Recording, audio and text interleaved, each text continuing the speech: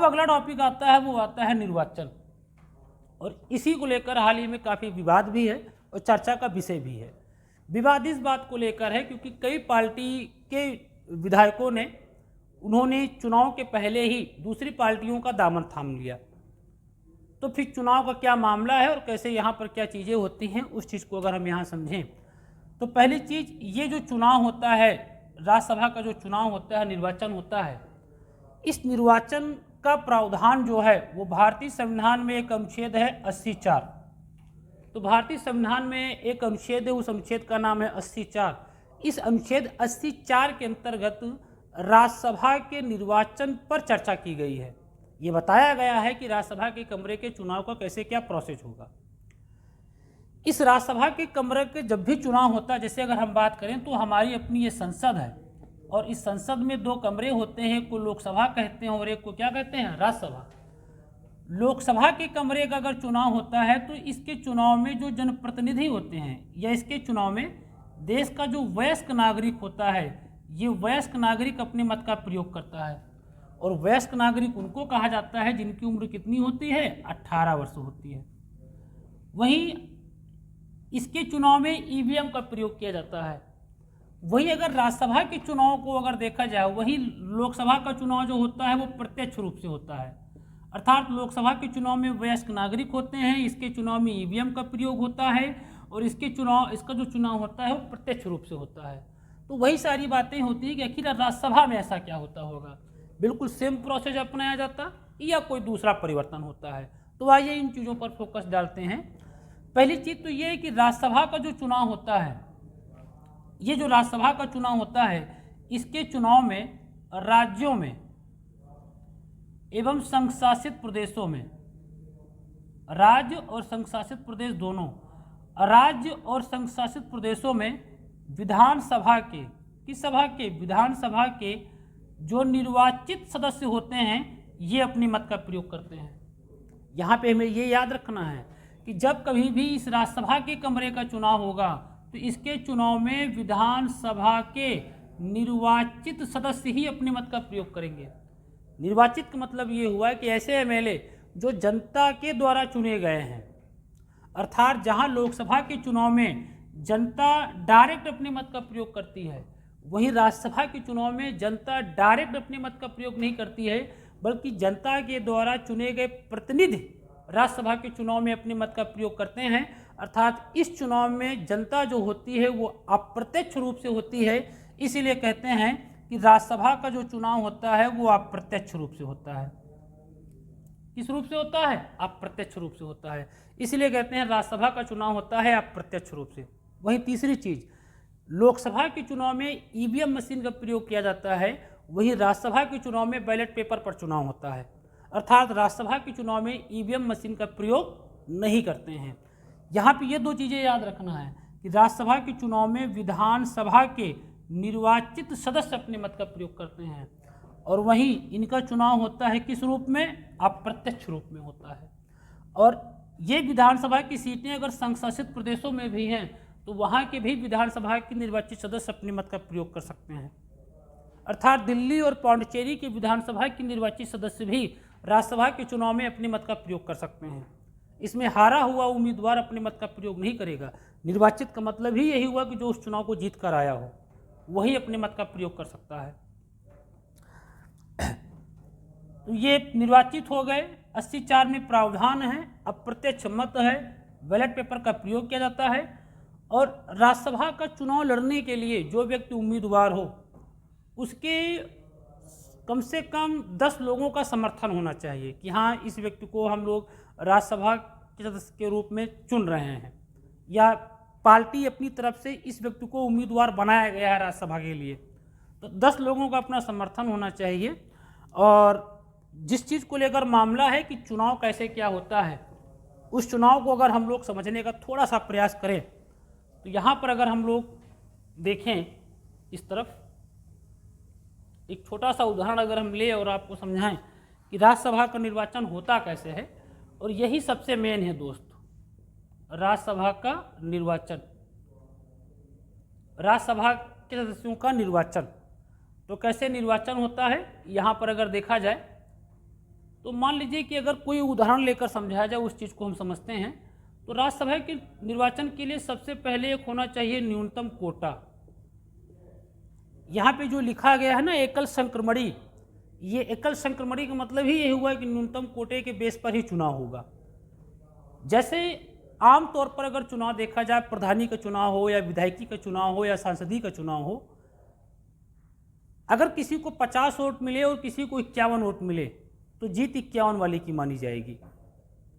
आमतौर के चुनावों में अगर कोई व्यक्ति एक वोट भी ज़्यादा पाता है तो उसकी जीत हो जाती है। लेकिन राष्ट्रपति, उपराष्ट्रपति, राज्यसभा, विधान परिषद, इनके चुनावों में ऐसा नहीं होता है। इनके चुनावों में एक न्यूनतम कोटा होता है और उस न्यूनतम कोटे को जो पार्टियां पा लेती हैं तब उनकी जीत मानी जाती है। और फिर जब तक कोई पार्टी उस न्यूनतम कोटे को नहीं पाती है उम्मीदवार, उसकी जीत नहीं मानी जाती है। और इसी पूरी व्यवस्था को ही संविधान में एकल संक्रमणी कहा जाता है। अब इस न्यूनतम कोटे का अपना एक फार्मूला होता है और वो फार्मूला होता है कुल वैध मत, कुल वैध मत, कुल वैध मत, कुल वैध मत प्लस 1, और जितनी सीटों का चुनाव हो वो चुनाव, ये चुनाव याद रखिएगा। अगर किसी राज्य में एक राज्यसभा की सीट है तो वहाँ कुल वैध मतों में 100 से गुणा नहीं किया जाएगा, और अगर किसी राज्य में एक से अधिक सीटें हैं तो वोट का मूल्य निकालने के लिए 100 से गुणा कर दिया जाता है। इस चीज़ को बहुत बारीकी से ध्यान देना। थोड़ा उदाहरण समझते हैं, अगर उसको समझ कर करेंगे तो चीज़ें समझ में आई। जैसे अगर हम ले लें दिल्ली का, दिल्ली में अगर देखा जाए तो दिल्ली में विधानसभा की जो सीटें हैं वो 70 हैं। कितनी हैं? 70 हैं। और दिल्ली में अगर राज्यसभा की सीटें अगर देखी जाए तो राज्यसभा की सीटें 3 हैं। यहाँ राज्यसभा की सीटें 3 हैं और विधानसभा की सीटें जो हैं वो कितनी हैं? 70 हैं। तो यहाँ 3 हैं और 70 विधानसभा की सीटें हैं। यहाँ पर दिल्ली में विधानसभा के चुनाव हुए थे और उस विधानसभा के चुनाव में जो आम आदमी पार्टी है उसने 67 सीटें जीती थी। और इसी चुनाव में बीजेपी की अगर बात करें तो बीजेपी ने लगभग 3 सीटें जीती थी।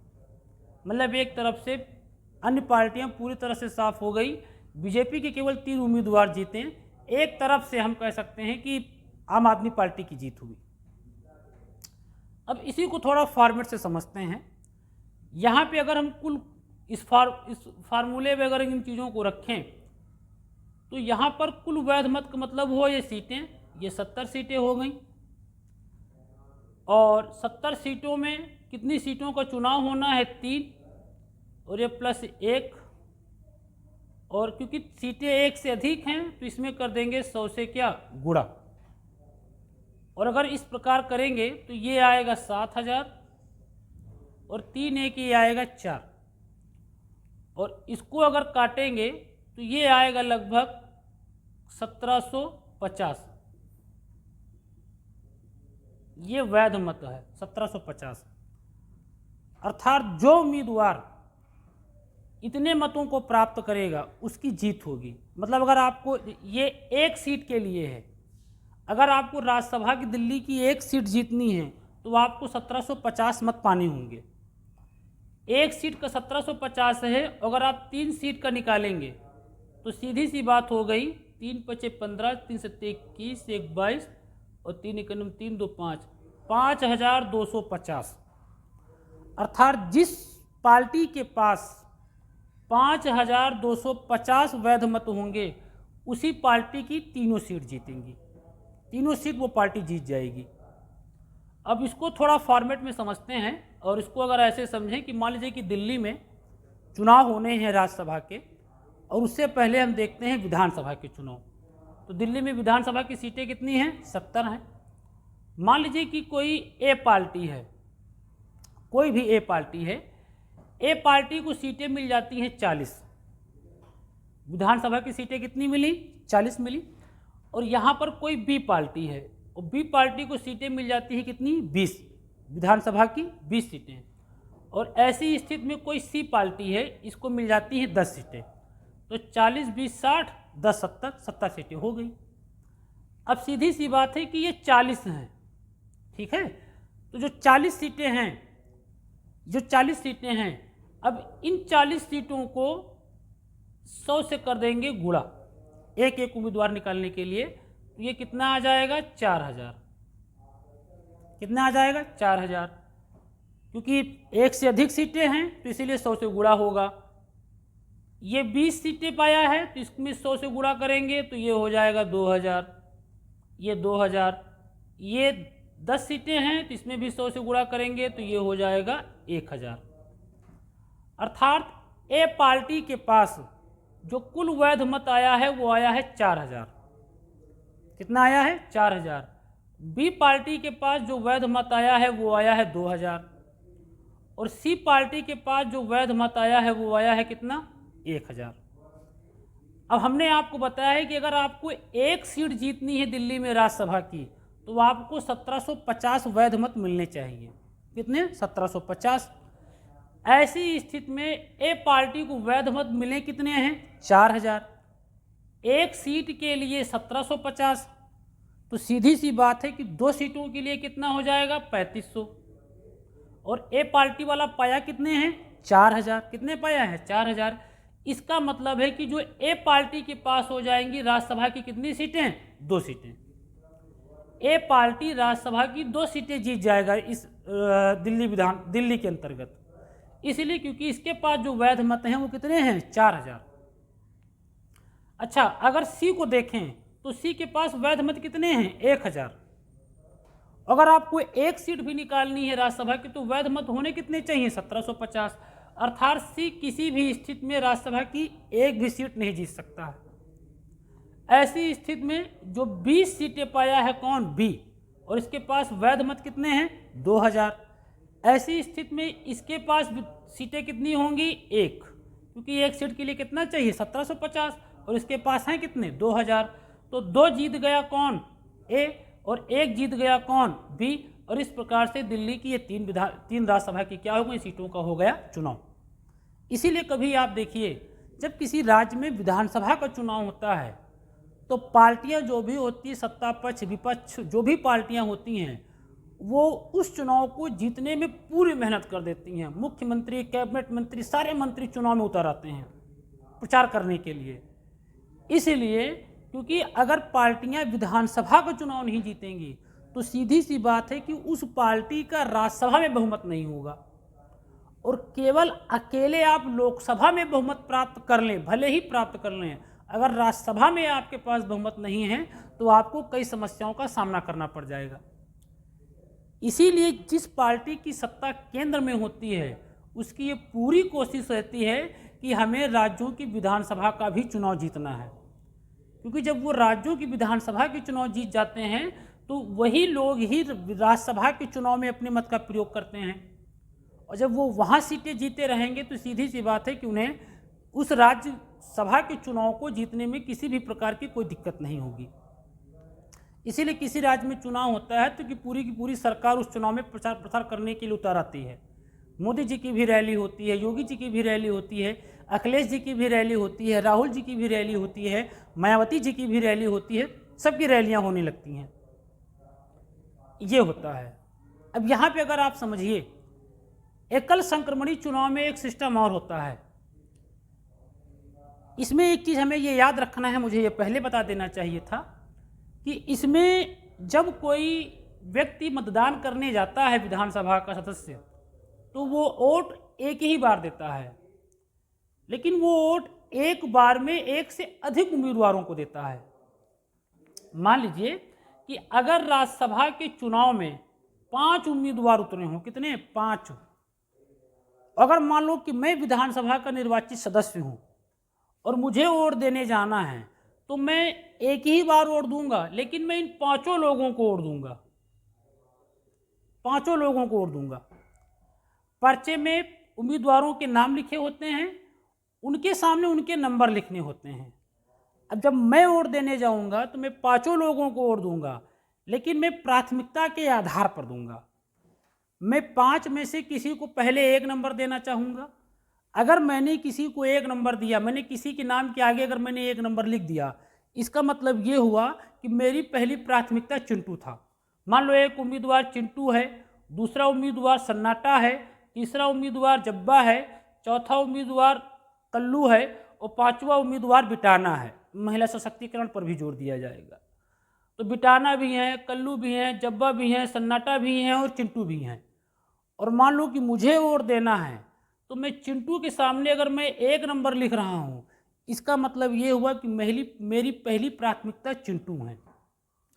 और अगर मैं बिटाना के सामने अगर मैं 5 नंबर लिख रहा हूँ या मैं 2 नंबर लिख रहा हूँ, तो इसका मतलब ये हुआ कि मेरी दूसरी प्राथमिकता बिटाना है। इसीलिए राज्यसभा के चुनाव में जब कोई जो मतदान करने वाला व्यक्ति होता है, जब वो जाता है तो वो बारी बारी से सबको वोट देता है। यहाँ पर लेकिन प्राथमिकता को ध्यान दिया जाता है। यहाँ पे जो ये वैध मत गिने जाते हैं दोस्त, 4000, 2000, 1000, ये पहले गिना गया था कि 4000 ऐसे लोग हैं, 4000 का मतलब 40 लोग। दिल्ली में 40 ऐसे विधायक हैं जिन्होंने ए को अपनी पहली प्राथमिकता दी थी। दिल्ली विधानसभा में 20 ऐसे विधायक थे जिन्होंने बी को अपनी दूसरी प्राथमिकता दी थी और सी को उन्होंने तीसरी प्राथमिकता दी थी। तो सबको वोट देना होता है। और मान लीजिए कि 1750 ये वैध मत होता है और पहली बार मतगणना की गई और किसी के पास ये वैध मत नहीं मिलते हैं, तो ऐसी स्थिति में दूसरी बार मतगणना कराई जाती है। और जब दूसरी बार मतगणना कराई जाती है तो जिस उम्मीदवार के सबसे कम मतदान होते हैं, जैसे मान लो कि इसमें किसी को 1750 ना मिले होते, तो ऐसी स्थिति में सबसे कम किसके हैं? सी वाले के। तो सी वाले के जो 1000 मत हैं, ये 1000 मत इन दोनों में बांट दिए जाते। इस आधार पे बांटे जाते कि इस 1000 में कितने लोगों ने ए को अपनी दूसरी प्राथमिकता दी थी या कितने लोगों ने बी को अपनी दूसरी प्राथमिकता दी थी। तो उस आधार पर मतों को अलग अलग काउंट कर लेते हैं और फिर उनके मतों को उनकी प्राथमिकता के आधार पर उनको उसमें जोड़ देते हैं।